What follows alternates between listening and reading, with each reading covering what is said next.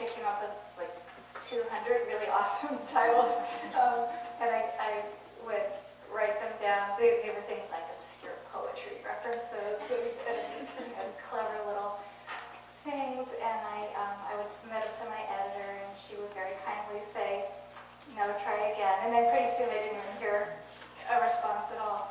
So finally, I talked to a friend of mine, a drummer, who actually had come up with the title "Water for Elephants" for another friend of his, and I was like, Keith, can you maybe do something with this book? So he read it, and he said, he gave me the title idea, and I was like, that sounds kind of cool, but what does it mean? And he's like, he's like, up in depression, and up, he's explaining all these things, and it was blue, and then he said, maybe go back and paint the bottom of the pool blue, just for a little added something.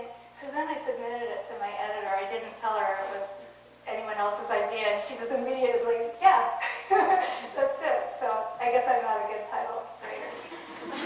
But I worked really hard at it.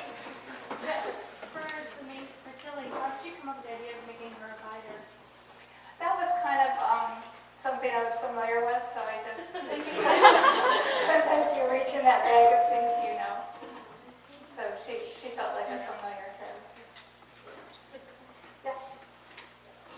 Where did you get the inspiration? I know you're not supposed to judge somebody, but I can't imagine that this is something that happened to you. Is this I hate to assume, but it's an awkward question, but like that's, I mean. I like what you do, because it's suffering of honor. Yeah. I mean, like, it's a really good opening, I'm guessing that his mom committed suicide, or is that what I'm supposed to assume? You become to read the book. But I mean, like, assuming that's what it is, I mean, kids are just dealing with it, like, where did you get the inspiration to do that? There was actually, a lot of it's true and a lot of it's made up. There was actually a lot of pressure on me to put it out as a memoir. And which was interesting because a friend of mine did the same thing. The book wasn't selling, or he was submitting, and they were like, "Is it true?" And he's like, "Most of it, a lot of it, I don't know, kind of." And they said, "Well, you know, memoir sell. I could sell it tomorrow if it's a memoir." So he went ahead and put out my little. Are you serious? Yeah. And it didn't go terribly well for him, but that's the pressure that's on a lot of writers. So they were saying that to me, and I was like, well, because as soon as you call it a memoir, you can't really protect the privacy of your family. You can't, then all of a sudden you have to worry if you made it dress yellow and it was actually pink and stuff. So we just went the hard way. It was much harder to publish than putting it out as a memoir. They went on Oprah. Oprah's been wonderful for books. So, yeah.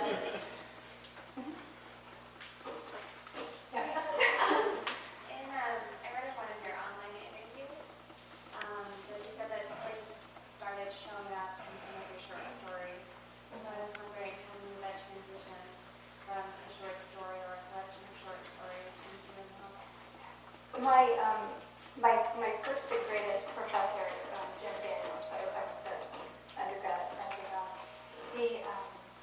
He said that most writers, he would say every writer, I would say most writers, are obsessed with something, and it'll just keep showing up. And you'll try to write science fiction, and you'll keep getting this mysterious motor in the back room or something. There'll be something that just kind of keeps looming over the story, or you'll try to write a story and keep having the same age narrator or something like that. So I was writing poems and short stories, and I thought I was writing this really diverse piece of work because I named everybody different names. And then I was realizing, like, oh, I'm writing about it. I don't know who I'm writing about. And at some point, someone had asked, why don't you string these stories together and kind of call it a book? So that's what I did. I sent it out like that.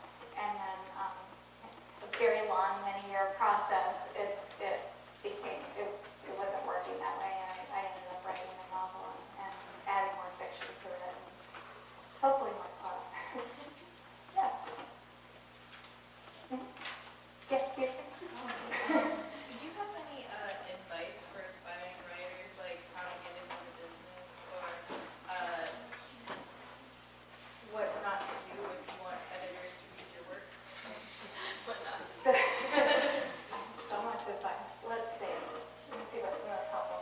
terms of becoming a better writer, my advice is to read. Read good stuff, read bestsellers, read outside of your genre, and just you're always training your ear for different ways to tell stories, different ways to enter a story.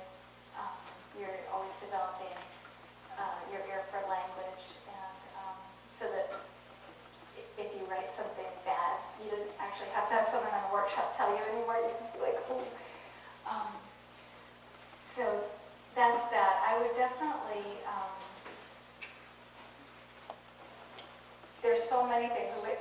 If you live in New York City, the thing that you should always do, and I don't know if there's something comparable here, but go to readings. You go to the KGB club, you go to the Happy Ending Club, because that's where all the publishers and agents and publicists are hanging out. And you go to those readings and they just start to know you, and you start to know who to submit your stuff to. Be helpful to other writers. I think my main advice, actually, because it took me a long time to understand it.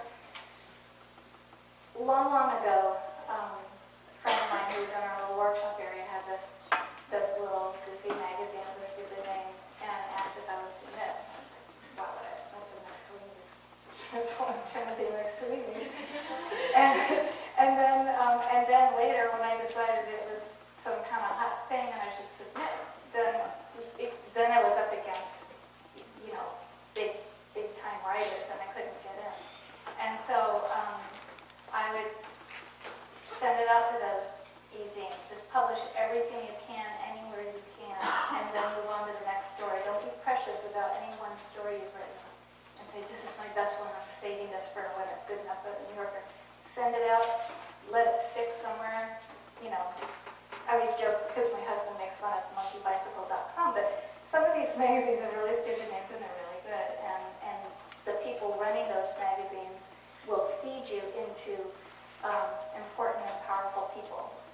And so just keep writing, send it out. Don't save your rejection letters. Those of you who think you want to wallpaper a room with them, don't. Just let it go. It's just one person's opinion. Take something, if they say something helpful, take mind of it, and then just throw the rejections away. Don't label yourself a failure. Yeah? I have a question about the publishing process. Because I've heard from different people different things about agents, how crucial it is to get an agent. And so I've heard some people say that it's absolutely mandatory these days, and I've heard other sources say that it's not it's very good to have, but it's not 100% crucial. So what's your take on that? If you want to publish with a major big house publisher in New York City, you must have an agent. They won't even read a manuscript from anyone but an agent. And those agents are every day taking editors out to lunch and creating relationships with them, and they do a big sell job. So let's say you write something and an agent falls in love with it, they'll take an editor out to lunch and work them over before they even submit your manuscript. I only know of 2 writers who don't have agents, but they made it and then decided not to have agents. One is Steve Almond and the other is Dave Edwards. But there's no reason to have an agent until you have a finished manuscript, and a short story collection doesn't count. I'm a huge fan of short story collections, and they count in all the big ways, but you can't, an agent won't pitch it. Okay, if you're Alice Munro and you have a Canadian agent, they'll pitch it. But in general, unless you have a novel that you think is finished and ready to go, don't seek out. And when you do look for an agent, you go to the back of the book, and you go to the acknowledgments. You go to a book that feels kind of like, if this person likes this book, then they must like mine. And you look in the acknowledgments, and you see where they thank their agent. Mine's Dan Connell.